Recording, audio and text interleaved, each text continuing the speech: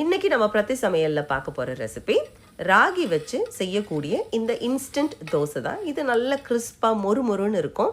வீட்டில் இனி தோசை மாவு காலி ஆயிடுச்சேன்னு கவலையே வேண்டாம், உடனே இந்த இன்ஸ்டன்ட் தோசையை செஞ்சுடுங்க. இந்த ரெசிபிக்கு நம்ம போகிறதுக்கு முன்னால் இன்னும் நம்ம சேனலில் என்னெல்லாம் ராகி வச்சு ரெசிபிஸ் இருக்குது அப்படின்னு பார்க்கலாம்.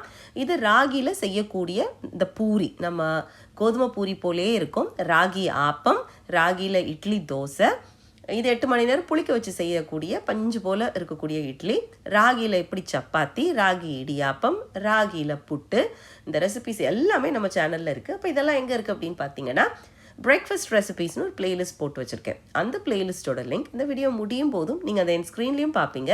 அதே மாதிரி டிஸ்கிரிப்ஷன் பாக்ஸ்லேயும் உங்களுக்கு அந்த லிங்க் கொடுக்குறேன். நேரம் இருந்துச்சுன்னா கண்டிப்பாக போய் பாருங்கள்.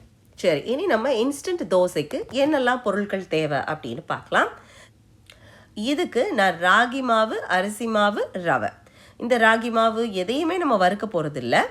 ரவையும் அப்படியே பச்சையாக வறுக்காத்த ரவை தான். அரிசி மாவு இது வந்து இடியாப்பத்துக்கு பயன்படுத்தக்கூடிய அந்த மாவு, இடியாப்பம் கொழுக்கட்டைக்கெல்லாம் செய்யக்கூடிய மாவு. அப்போ அளவு எப்படின்னு பார்த்தீங்கன்னா, 1/2 கப்பு ராகி மாவு எடுத்திருக்கேன், வறுக்காத்த ராகி மாவு. இந்த 1/2 கப்பு ராகி மாவுக்கு 1/4 கப்பு ரவையும் 1/4 கப்பு அரிசி மாவு, இதான் கணக்கு.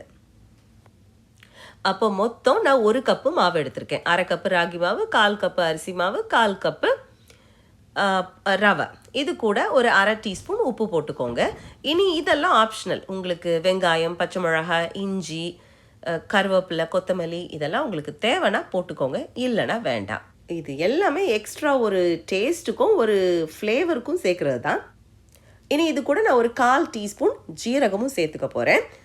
இப்போ உங்களுக்கு இதில் ஒரு சின்ன ஒரு புளிப்பு சுவை வேணும் அப்படின்னு நினச்சிங்கன்னா, நீங்கள் இப்போ தண்ணிக்கு பதிலாக மோர் கூட நீங்கள் சேர்த்துக்கலாம். இல்லை நீங்கள் மோர் இல்லைன்னா கட்டி தயிரை சேர்த்துட்டு அதுக்கு கூட தண்ணி, அதை டைல்யூட் பண்ணுறதுக்கு தண்ணி சேர்த்துக்கலாம். இன்றைக்கி நான் தயிரோ மோரோ எதுவும் சேர்த்துக்கல. அதுக்கு பதிலாக 2 கப்பு தண்ணி. இப்போ மொத்த மாவு 1 கப்பு, அந்த 1 கப்புக்கு டபுளாக தண்ணி சேர்க்கணும். சேர்த்து இந்த மாதிரி தண்ணியாக இருக்கணும். அந்த மோர் பக்கம் இருக்குது பாருங்கள், அந்த மாதிரி தண்ணியாக இருக்கணும். இப்போ நமக்கு தோசை மாவு ரெடி.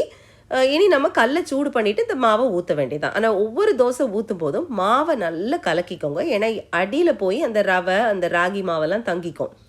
அதனால நல்லா கலக்கிட்டு இந்த மாதிரி சூடான தோசைக்கல்லை இப்படி ஊற்றுங்க. ஓட்டைகள் இருக்கும், பரவாயில்ல, எல்லாத்தையும் ஃபில் பண்ணணும்னு அவசியம் இல்லை. இனி இதுக்கு மேலே நல்லெண்ணெய்யோ இல்லை நெய்யோ உங்களுக்கு விருப்பமான எந்த எண்ணெய் வேணாலும் விட்டு, நான் இதை திருப்பி போட மாட்டேன் இந்த தோசையை. அதனால உங்களுக்கு தேவைப்பட்டுச்சுன்னா இந்த மாதிரி ஒரு மூடி போட்டு மூடிட்டு அதை வெந்ததும் நீங்கள் இதை அப்படியே எடுத்துட வேண்டியதான். இது 2 சைடு திருப்பி போட வேண்டிய அவசியம் கிடையாது. அவ்வளோதான், நம்மளோட கிறிஸ்பி தோசை ரெடி. இப்போ இன்னும் ஒரு தோசை கூட நான் ஊற்றி காட்டுறேன் பாருங்கள்.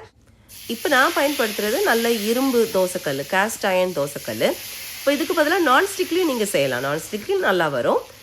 இப்போ உங்களுக்கு இரும்பு கல், பழகாத்த கல், தோசைக்கே ரெகுலர் தோசைக்கே ஒட்டி வரும் அப்படின்னா நீங்கள் பெட்டர் நான்ஸ்டிக் தோசைக்கல்லே நீங்கள் எடுத்துக்கோங்க. பிகினர் எல்லாம் முதல்ல நீங்கள் நான்ஸ்டிக்லேயே செஞ்சு பழகுங்க.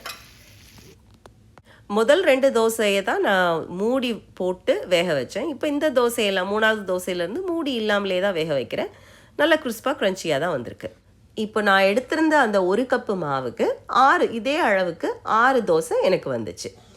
சரி, இனி இந்த தோசை எப்படி இருக்குது, டேஸ்ட் எப்படி இருக்குது அப்படின்னு நம்ம இனி பார்ப்போம்.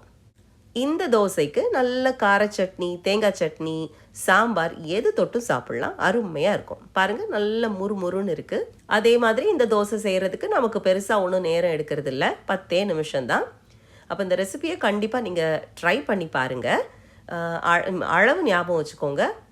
1 பங்கு ராகி மாவுக்கு 1/2 பங்கு அரிசி மாவு, 1/2 பங்கு ரவை. அதே மாதிரி தண்ணி நம்ம எவ்வளவு மாவு மொத்தம் எடுக்கிறோமோ அதுக்கு டபுளாக ஊற்றணும்.